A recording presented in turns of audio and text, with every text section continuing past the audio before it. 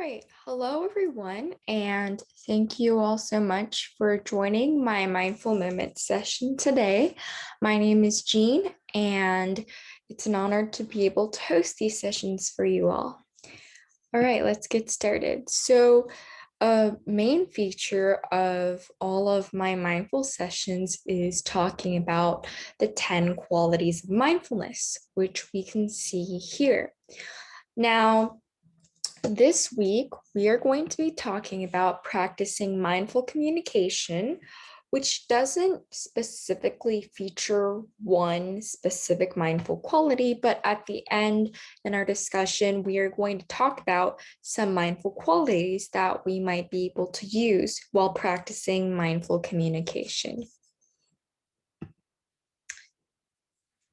So,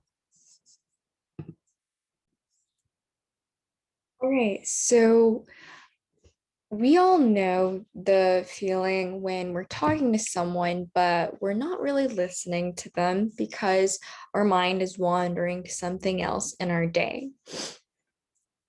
And we tend to have this problem of not listening very carefully to others.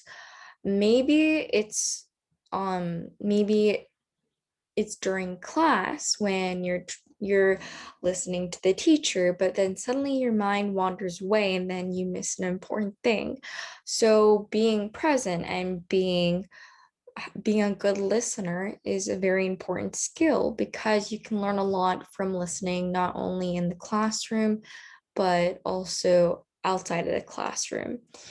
So just as in meditation, the key to mindful listening is to simply notice when your mind begins to wander and then gently bring your focus back to center, back to the present.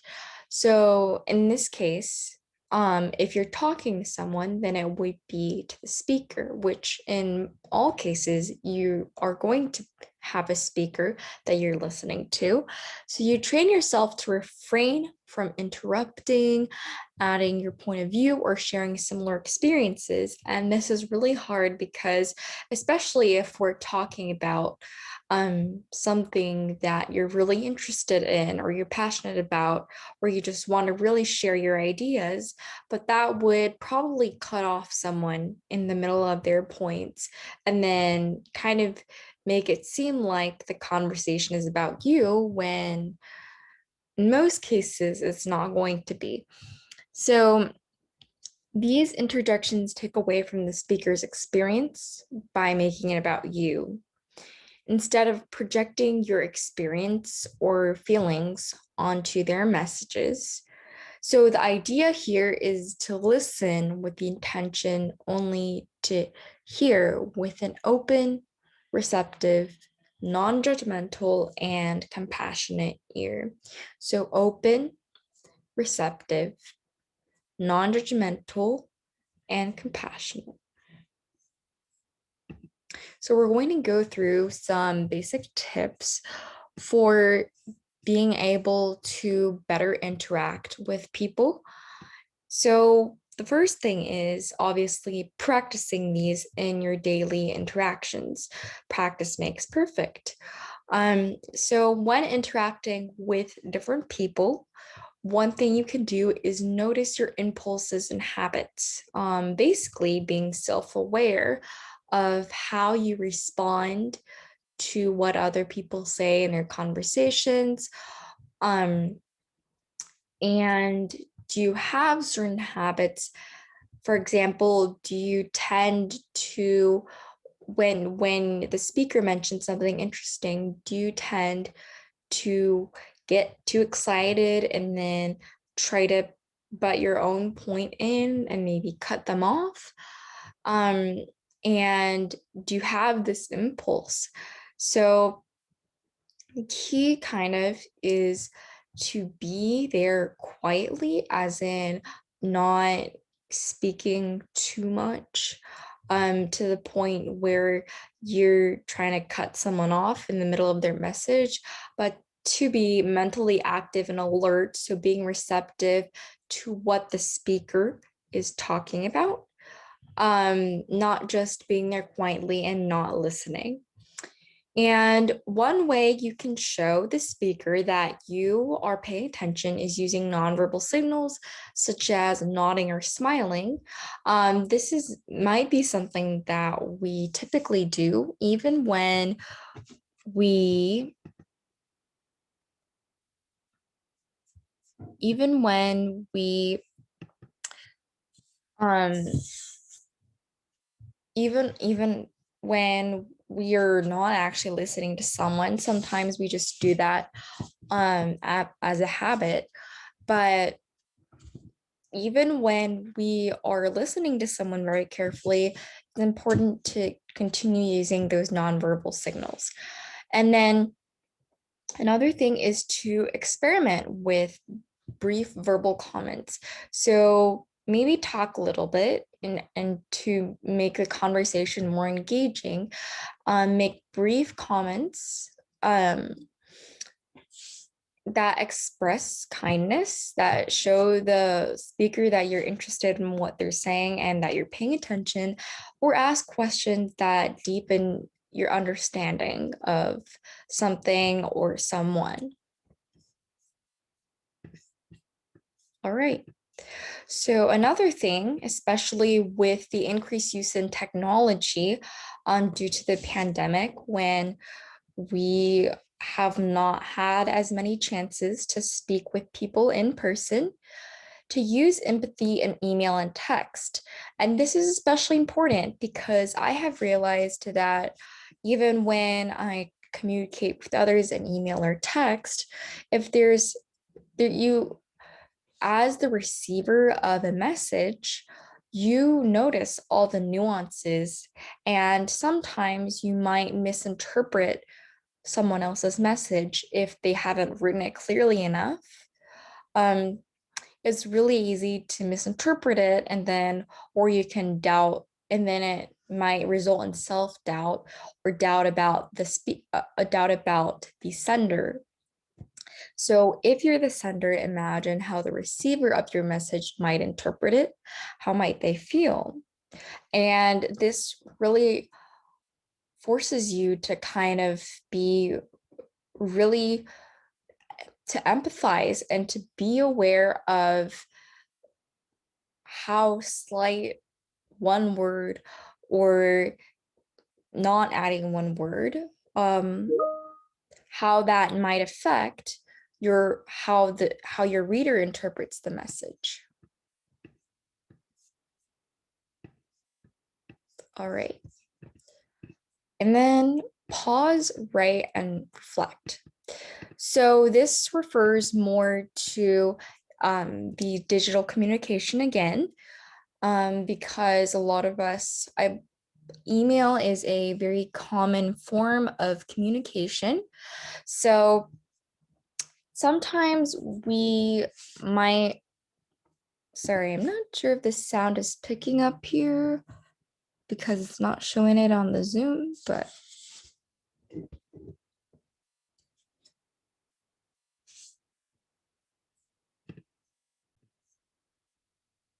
all right. So when you're in the beginning, for example, when you're writing an email, take time to pause and take a breath to consider your mental state or your mood, because sometimes this affects a lot of what we write out in our emails. And even if we might not be doing it intentionally, a lot of times it's kind of it's kind of not intentionally. If we're in a bad mental state or mood, that would be reflected in our message to someone else. So consider if this is the best time to email this message. And of course, this applies only when you don't have some sort of time constraint or this need to send it out immediately. But if you have the choice, maybe consider what is the best time. Is it the best time to do this right now? With my current state of mind. All right, so now that we've gone through these guidelines, we will transition to our weekly mindful practice. But before we do that, I would like us all to take 3 deep breaths. So breathing in and breathing out. Breathing in and breathing out. Breathing in and breathing out. All right. Enjoy.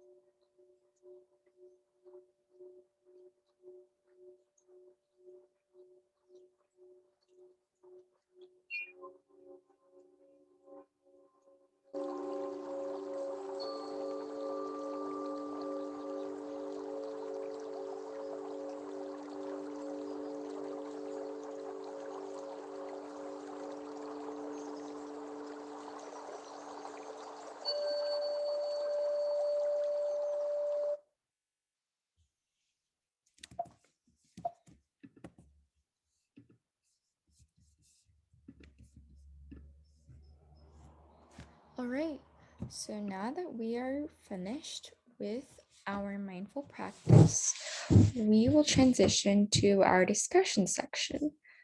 So, thinking about the questions, why is mindful communication more important than ever?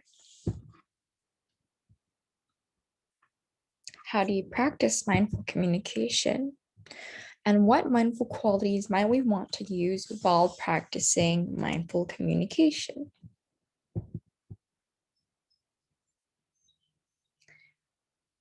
So, mindful communication is more important than ever because we are in this era of technology. And with digital communication, especially not face to face, it's really easy to kind of, because a lot of times we don't want to spend a lot of time sending a text or maybe writing an email, but sometimes it's necessary because um, it's really easy to miscommunicate through text or email because you don't have that face to face. For example, if someone misunderstands, you might realize it and then be able to correct yourself and make the message more clear. Rather, we only have this one chance to kind of communicate most times. And also, for a lot of communication, especially through social media, once you put your message out there, you basically can't take it back, no matter how many times you think about deleting it. So it's really important to be mindful of what you message to someone. And how do you practice mindful communication? Well, we just went through some guidelines. Just a quick recap of what we said. Basically, one thing to do to practice mindful communication is to notice your impulses and your habits when you interact with others daily and to be aware of them. And then maybe investigate some ways that you can counter those impulses and habits. And then when your mind starts to wander off, gently pull it back in, just like you would do in a mindful practice. Um, and another thing could be to send those nonverbal signals, such as nodding or smiling, and also to be mentally alert and active, but not necessarily physically active. So, going back to the mindful qualities, what mindful qualities might we want to use while practicing mindful communication?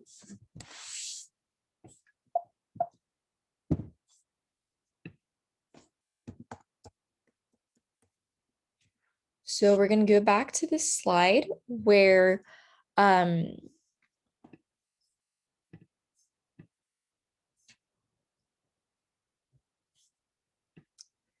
we talked about the 10 qualities of mindfulness. So I believe that a really big quality that is always present in a lot of mindful practices is awareness, because without being aware of what the speaker is saying, you really um you really aren't able to mindfully communicate or be a good listener.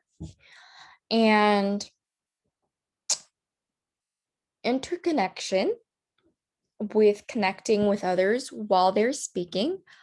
Also, compassion. That's one thing that we might be able to use in mindful communication with those little or brief comments that show kindness to our listener or show that we are listening to what they're saying and that um we are paying full attention to what they're listening. All right. Oop. All right. So now we are going to conclude with a quote that relates to what we were talking about this week, which is mindful communication. Hearing is listening to what is said. Listening is hearing what isn't said.